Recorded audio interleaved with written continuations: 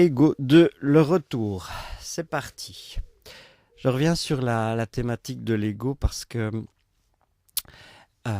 suite à la vidéo précédente, euh, j'ai peut-être eu l'impression de jeter le bébé avec l'eau du bain, et donc j'ai été regarder dans cette eau là que j'ai un peu jetée et voir s'il n'y avait pas un bébé qui traînait.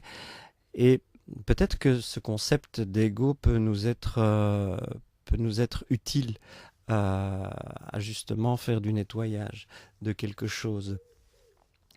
Alors qu'est-ce que ça pourrait être, hein? J'avais évoqué que l'ego était un mot qui a été constitué à partir de langues anciennes, hein, dites mortes. Donc il y a peut-être quelque chose de sclérosé là-dedans, quelque chose de solidifié, de cristallisé dans ce truc. Peut-être au fond, l'ego, c'est une forme de précipité, de cristallisation de quelque chose de nous-mêmes. Peut-être que c'est justement une sorte de version de nous-mêmes euh, construite sur des choses passées, des choses anciennes, des choses dépassées peut-être, euh, et qu'on crée comme un objet, là, un peu comme une statue de nous-mêmes, une représentation ou un fétiche, donc une version de nous-mêmes moins vivante, moins, oui, moins, pas vivante, peut-être pas vivante du tout au fait, hein.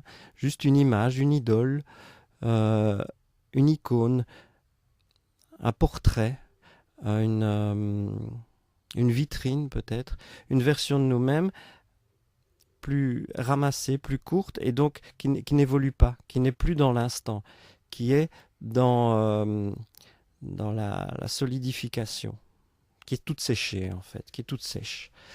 Et donc ça nous invite peut-être à regarder justement cette version de nous-mêmes que nous croyons peut-être être nous-mêmes, à laquelle nous identifions pour avoir le sentiment d'exister, mais qui n'est pas nous-mêmes, qui n'est pas nous-mêmes dans le flux de la vie, dans le flux de l'instant.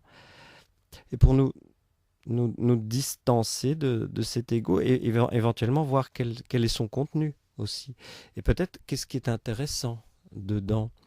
Euh, il me semble que le plus important, justement, c'est de se désidentifier de ça, de se désidentifier des images de nous-mêmes, de se désidentifier de ce que nous croyons que nous sommes, pour nous laisser surprendre par nous-mêmes, pour nous laisser surprendre euh, par la vie qui se manifeste de façon créative en nous à chaque instant. Voilà un peu l'invitation de cette poursuite de réflexion ou de décortiquage de cette notion très très présente d'ego. Mais le mouvement est toujours le même, hein. Le mouvement, c'est de passer de l'ego au jeu. Le jeu c'est pas le jeu, c'est moi. Je suis en action, je vis, je ressens, je respire, j'entre en relation, j'aime. Voilà, passer de l'ego qui essaye de se définir, de dire mon ego, c'est moi, je suis ça, je suis ça, je suis ça, je suis ça. Non, je suis pas, je suis en vie. Voilà, et tout ce qui m'arrive, tout ce qui se manifeste n'est que manifestation de la vie qui passe à travers ce centre d'expérience, d'expérimentation. Euh, je garde ça, pour l'instant ce vocable de centre d'expérimentation euh, que je suis. Voilà, bonne vie, bonne expérimentation.